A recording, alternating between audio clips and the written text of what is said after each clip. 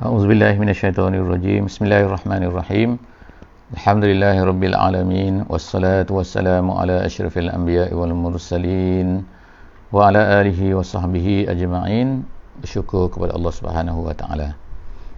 Pada pagi ini kita sekali lagi alhamdulillah dapat bersama-sama dalam sesi Quran, memahami Al-Quran, memahami sedikit daripada isi-isi kandungan Al-Quran daripada muka surat pada hari ini ialah 384 insya-Allah.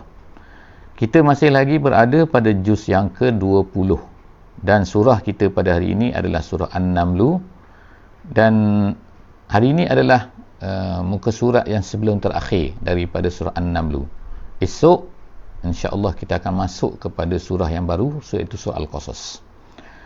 Jadi pada penghujung-penghujung surah An-Naml ini, kita ingatkan sekali lagi bahawa tema dalam surah An-Naml sebagaimana yang disebutkan oleh para ulama kita ialah tentang kepentingan pembawa Islam ini perlu kepada menguasai perkara-perkara yang boleh memukaukan manusia, yang boleh menjadikan daya tarik kepada manusia.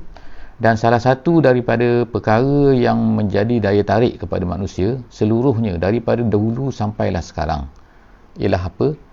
Iaitu kekuasaan dari segi saintifik, kekuasaan dari segi ilmu-ilmu yang ianya berbeza daripada zaman dahulu kepada zaman sekarang. Dan kemungkinan zaman akan datang penguasaan ini mungkin berbeza juga. Kalau dulu mungkin orang hebat dari sudut ini dikagumi, maka begitu jugalah, maka pada zaman ini agak berbeza, maka begitu juga pada masa akan datang kemungkinan ia akan berbeza. Jadi bagi para pendakwah, bagi para pembawa Islam, pembawa mesej Islam, mereka hendaklah menjadikan perkara ini sebagai alat untuk menguasai manusia juga, kerana manusia biasanya akan memandang enteng, memandang lemah, memandang kurang dan juga jatuh orang-orang yang tidak menguasai ilmu-ilmu ini. Jadi bukanlah artinya kita kena advance dalam semua segi, tidak, tetapi kita paling kurang kita mesti menguasainya, kerana ia akan dapat menjadikan kita ini lebih mudah diterima sebagai salah satu daripada alat dakwah. Itu surah An-Naml, surah semut. Jadi kita baca pada hari ini insya-Allah muka surat 384. A'udzubillahi minasyaitonirrajim. Bismillahirrahmanirrahim. Wa innahu lahudan wa rahmatul lil mu'minin. Inna rabbaka yaqdi bainahum bihukmih wa huwal azizul alim. Sadaqallahul azim.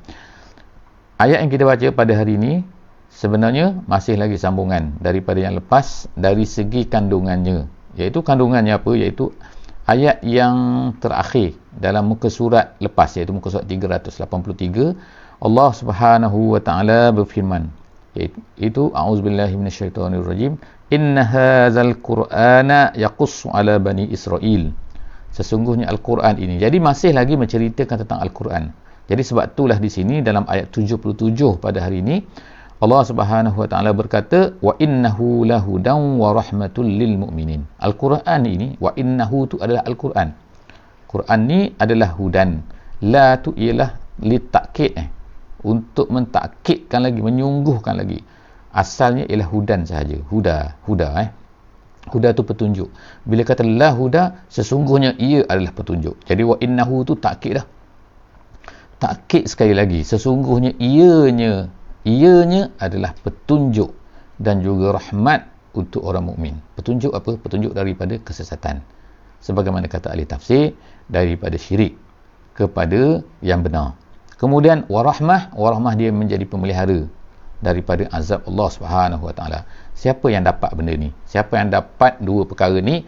Iaitu hudan dan juga rahmah, iaitu al-mu'minin, disebut sini.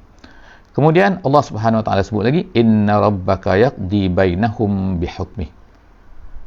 Allah Taala memutuskan, sesungguhnya Tuhan kamu memutuskan bainahum, sesama mereka, sesama manusia, bihukmih.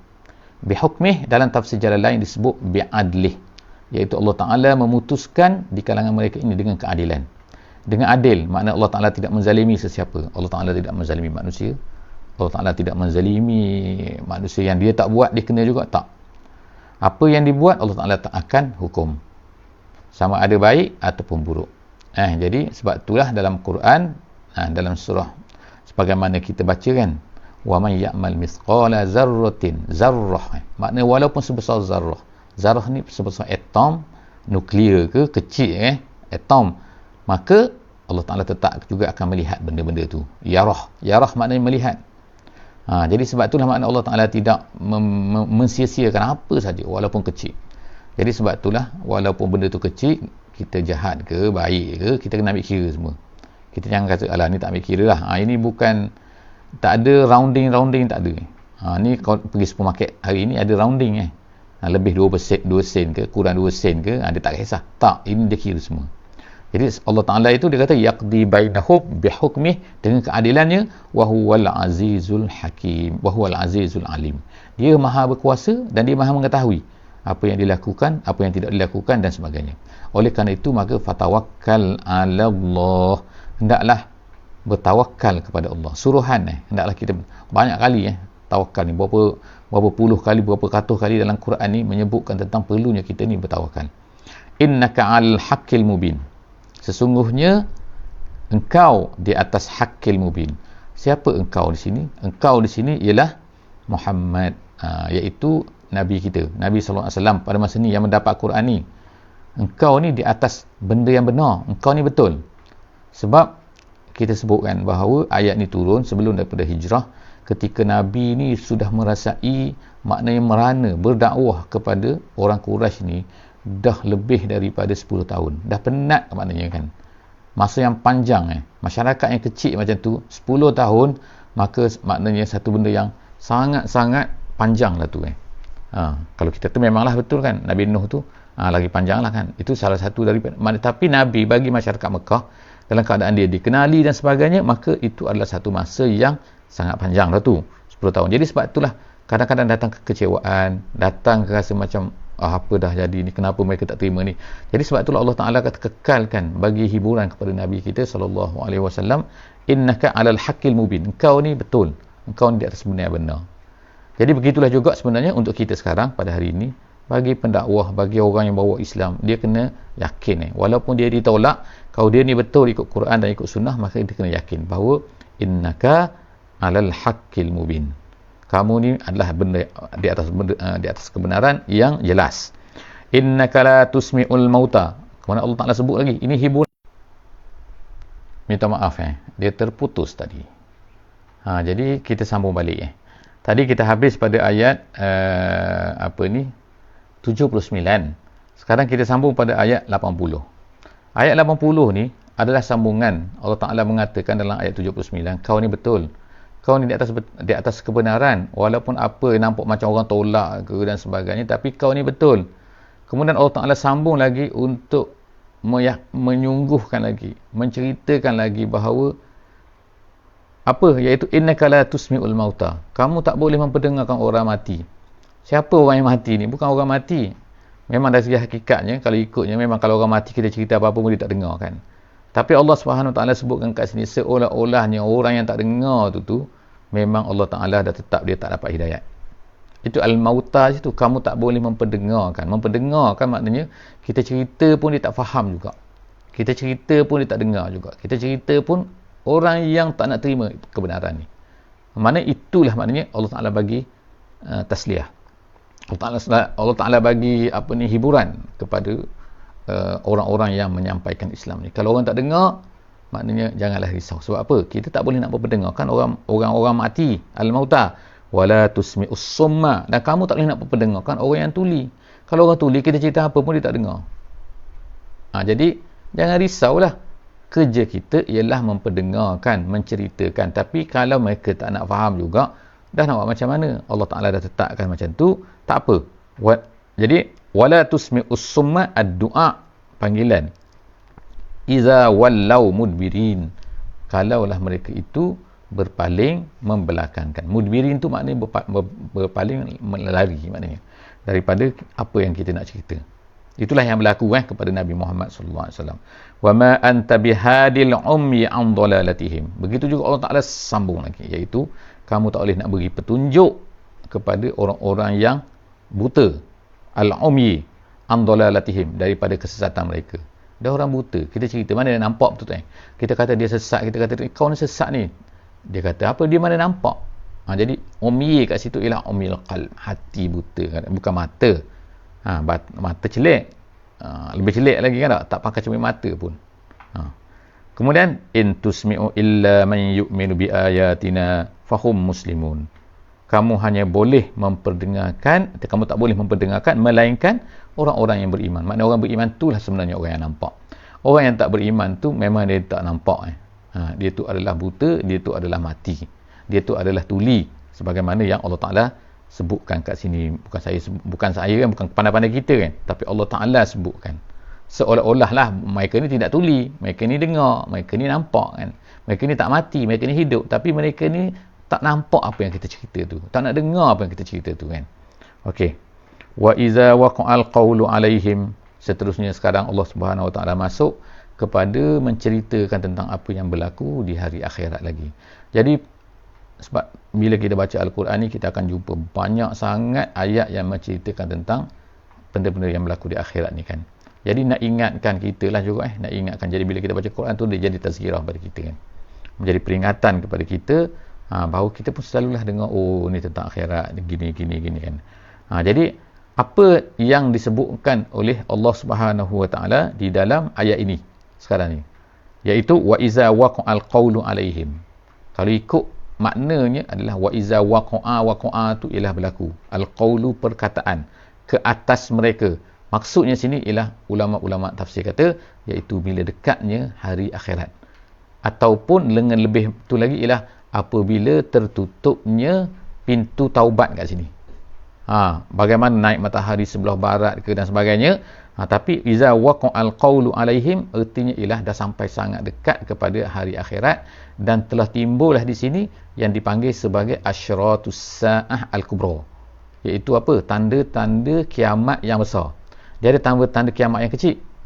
Kita tengoklah nanti kan dalam hadis-hadis ke kan, ada cerita ulama-ulama, ada cerita dalam kitab-kitab mereka, ada tanda hari kiamat ni ada dua jenis. Yang pertamanya ada tanda kiamat besar, ada tanda kiamat kecil. Mula-mula kecil lah, kemudian datanglah yang besar. Bila datang yang besar ni, iaitu ada berapa? Nabi SAW dalam hadis dia ada sebutkan. Ada beberapa perkara lah bila dicampur, antaranya ialah turunnya Nabi Isa AS, naik matahari sebelah barat, adanya dukhan, adanya dabbah, adanya Ya'juj dan Ma'juj, adanya dan macam-macam lagi perkara-perkara tu. Itu adalah dia. Salah satunya yang jelas di sini ialah Allah Subhanahu Wa Ta'ala sebutkan, iaitu apa? Akhrajna lahum dabbatan. Kami keluarkan untuk mereka. Maknanya daripada bumi ni tiba-tiba keluarlah satu benda, iaitu benda dabbah. Dabbah ni ialah benda yang berjalan di atas muka bumi. Tak kira lah dia ni besar mana, dipanggil dabbah. Okey, jadi yang disebutkan kat sini macam-macam lah. Ada ulama kata dia ni berapa hasta, 60 hasta, kepala dia macam badan dia macam singa lah, kepala dia macam lembu lah, macam-macam sekali.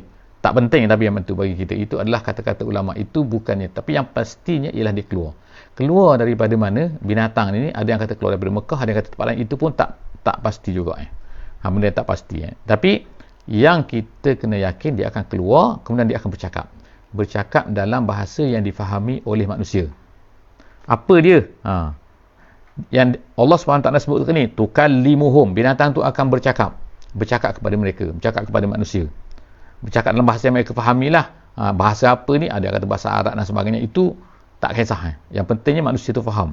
Annan nasa kanu bi ayatina la yuqinun. Antara kandungan yang disebutkan oleh binatang tu, binatang dabbah tadi tu, dia kata bahawa manusia ini tidak beriman dengan kanu bi ayatina la yuqinun. Manusia ni majoritinya tidak beriman dengan tanda-tanda daripada Allah SWT. Allah Ta'ala tu kirim tanda.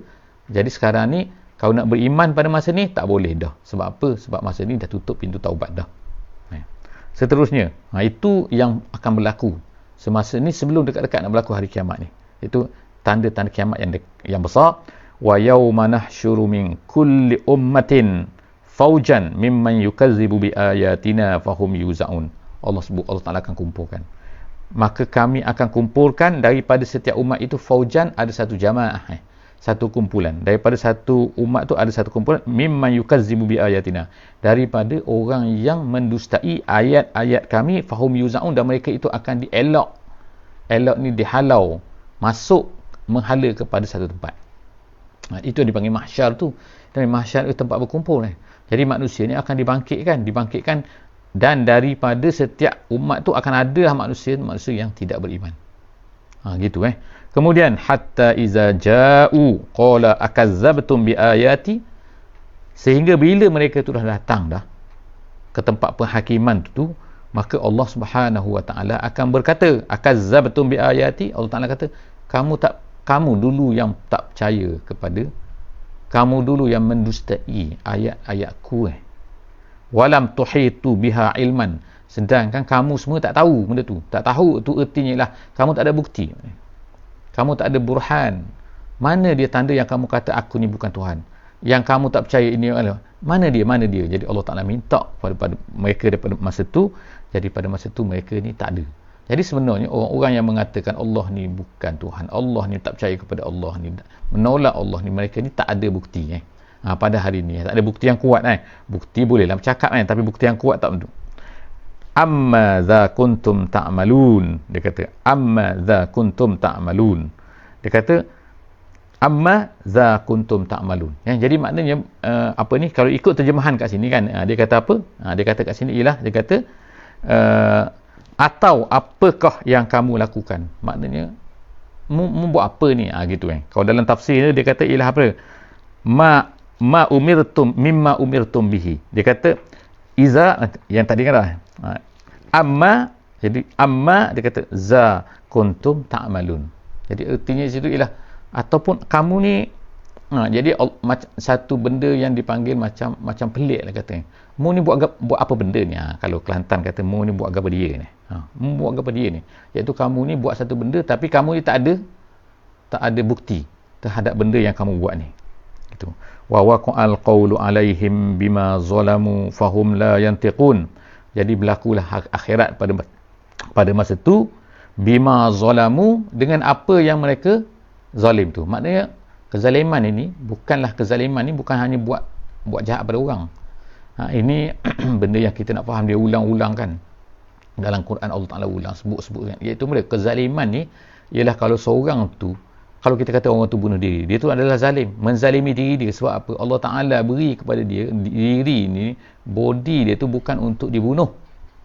Kemudian Allah Ta'ala beri kepada kita ni otak ni supaya kita ni berfikir, bukan nak berfikir hanya pada benda-benda yang duniawi saja. Allah Ta'ala beri kepada kita apa lagi? Perasaan.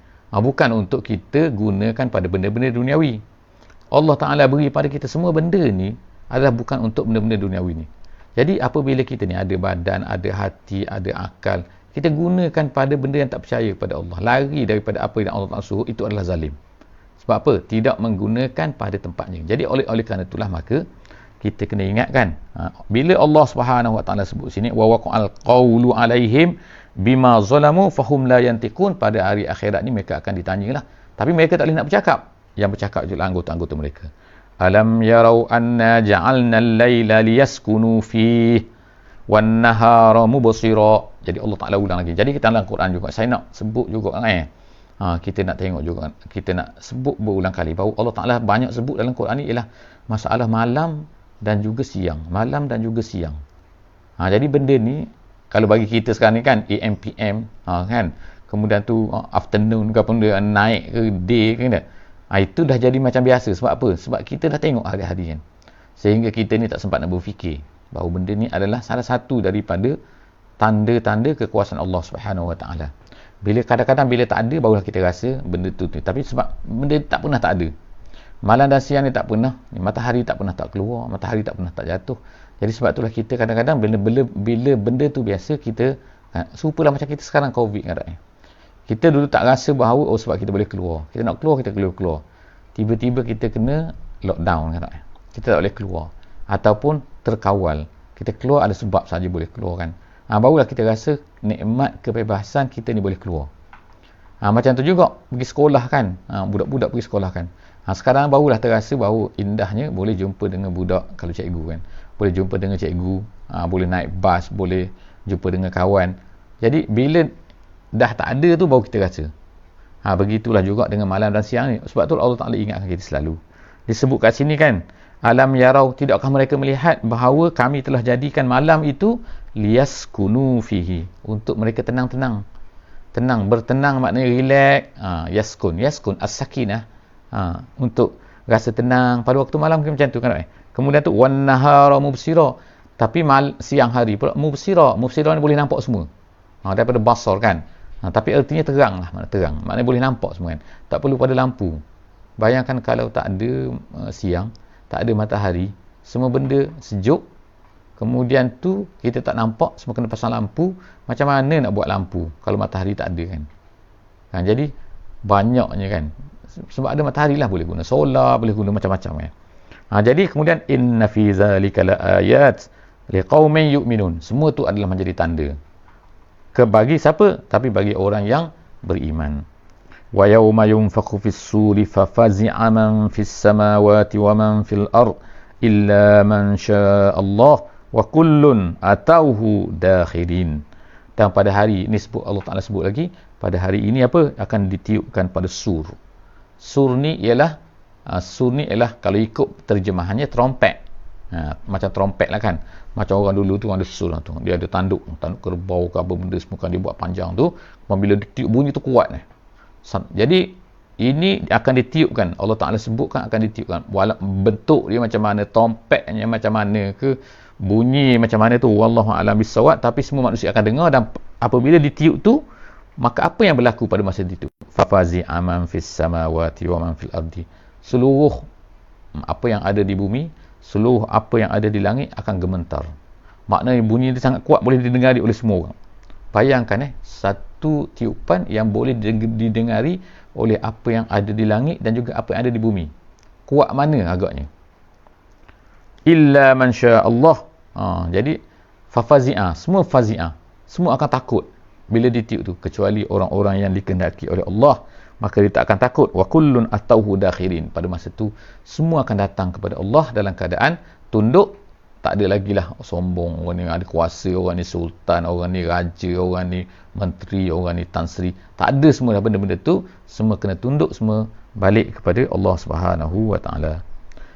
Wa taral jibala tahsabuha jamidah wa hiya tamurru marra as-sahab.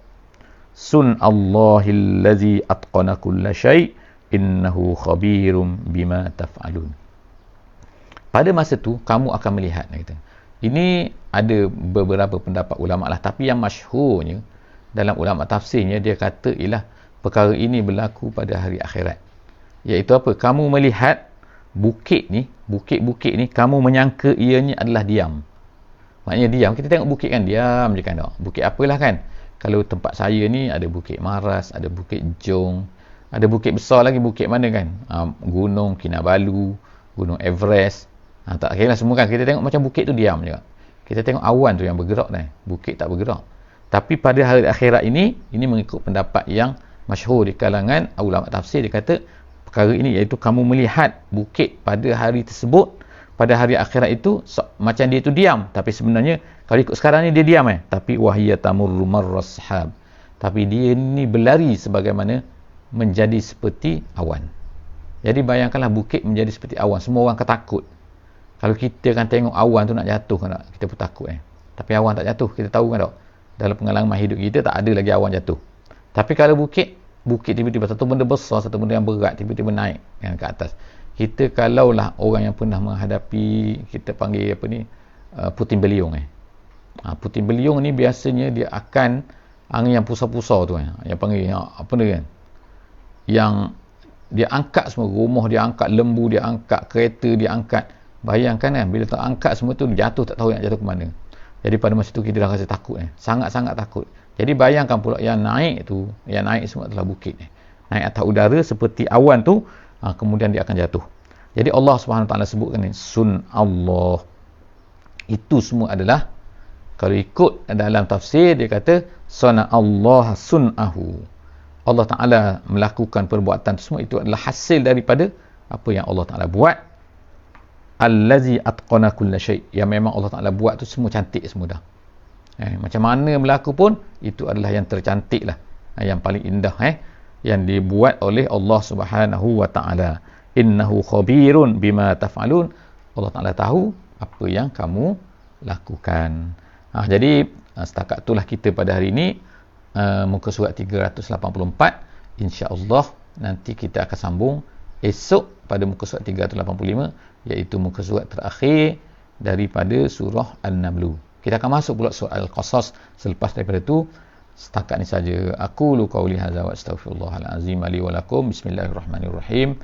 Wal 'asri innal insana lafi khusr illa allazina amanu wa 'amilus solihat wa tawasaw bil haqqi wa tawasaw bis sabr. Wassalamu alaikum warahmatullahi wabarakatuh.